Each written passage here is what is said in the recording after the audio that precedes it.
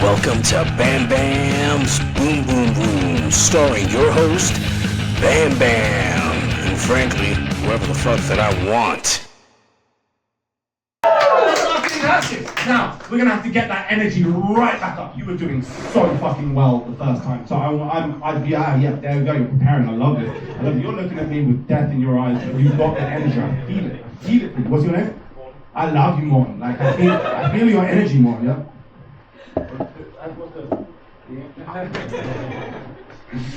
Morton, I'm gonna ask a favor of you. If you can start clapping, I'm gonna get you to start clapping, and then, what's your name?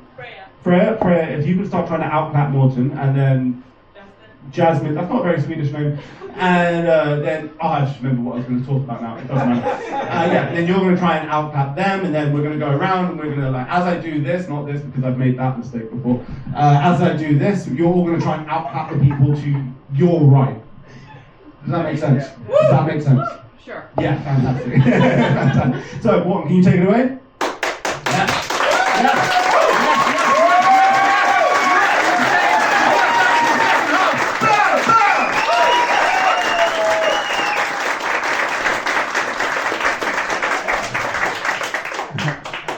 The short hate has to stop. I am Bam Bam. Woo! Woo! And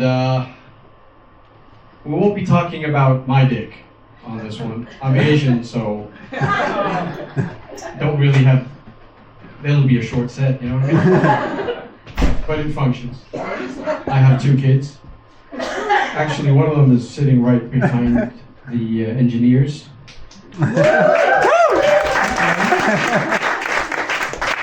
All our friends, thanks for coming. But it should be the other way around. You should be thanking me for coming.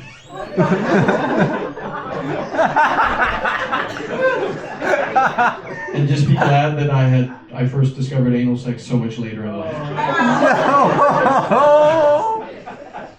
Oh well, I'm not going to get a phone call for the next week. Oh gosh. And speaking of family, my entire family, or not entire because that'd be like, I'm Asian, so that'd be 200 plus. I actually have my mom and my dad, my cousin, my lovely girlfriend.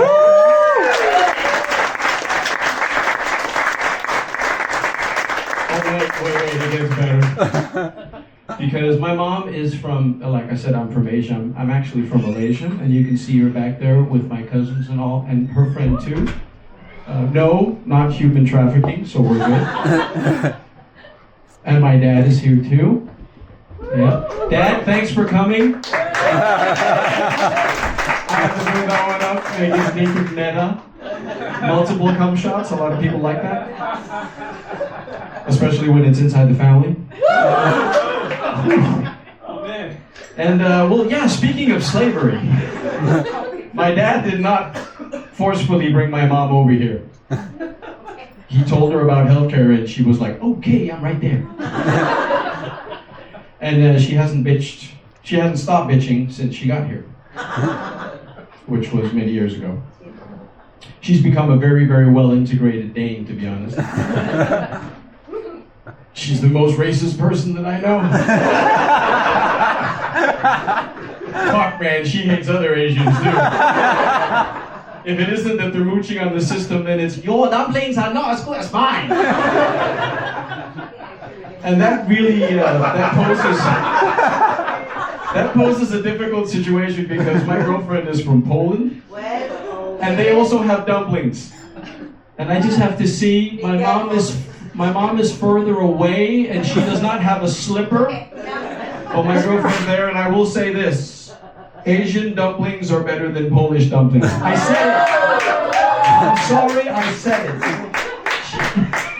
On the couch. Even on the couch. Oh gosh, yeah, what else can we say about that? Yeah, I just turned 45 a couple of weeks ago. The Asian genes, we age in a different way. You can see my mom, she's about 675. We age, we don't age like you Europeans. You gradually age. So we can see you like a week after. It's like, damn man, you got old. Asians, I'm gonna look like this until I'm like 75 or 80.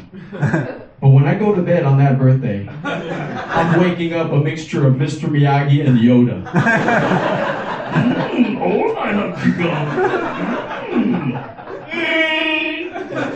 And somewhere I got a chewy Chewbacca along for the ride, you know? So, yeah, and when I hit around 40, some of you men may know this. Some men, they have what you call a midlife crisis. Does anybody know that? Dad, speak up, you bought a motorbike. But yeah, some men will buy a sports car or a motorbike. Some of them will trade out their younger model or their older model with a younger model. And some will even start extreme sports. Yeah, I can't afford any of that. So I joined the Danish National Guard. For the Danes here, home force. You all know Hjemmeværnet? Yeah. Well, before what happened over in the East, everybody would have laughed at me. Now they're like, oh my God, why did you join? And I said, well, the noble thing would be, yes, because of the rising situation and tension we have over in the East. I did it for my country, like Ira said about the Danes loving their flags. And I did it to protect my family and the honor of my country. Truth is, I look fucking hella good in camouflage. I have to go to the base every Monday at 7. By 4, I've got the uniform on. Pants on last, of course, you know. I've got the beret on, my boots, and my shirt. You can pull my pin from my grenade any day. And me stomping around like that, just in the camouflage top and the... I wouldn't call it a mortar. It's probably what you call small arms fire.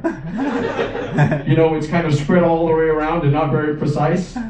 It's also called cluster munitions. You know, it's just like, oh, spray and pray! And as an Asian, that's not very impressive. But a lot of ingenuity going on there, you know what I mean? But I came home from boot camp. And at 45, you know what, boot camp is the Americans, you know, Marine boot camp, and that's fucking hard. And at 45 going to boot camp, I had aches that were like, oh, this is a new ache on top of the old ache that was there 20 years ago that came back again after boot camp. I also learned that cardboard is a flavor. And I learned a long term that the Army uses. It's called hurry up! And I go, yes, and wait. So you carry heavy stuff, and then you hurry, and then you wait. And then at the same time, there's a drill sergeant that's looking at you like disappointed parents. And you're a really nasty stepchild, just with pure disappointment. And me, like my mom and dad are here. My mom, she's Asian. She's disappointed that I didn't become a doctor. So now I can maybe make my dad proud by saying I joined the Army at 45. He's really, at least I'm funny, he says. Because he knows I'm cannon fodder anyway. It's like, you got terrible eyesight, you'll never be a sniper. I wouldn't trust you fuck all as a medic. And the heavy machine gun is bigger than you.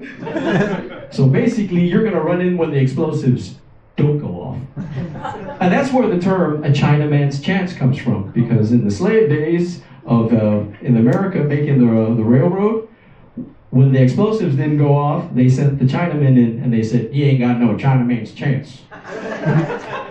And that's all you get from me today. Thank you so much.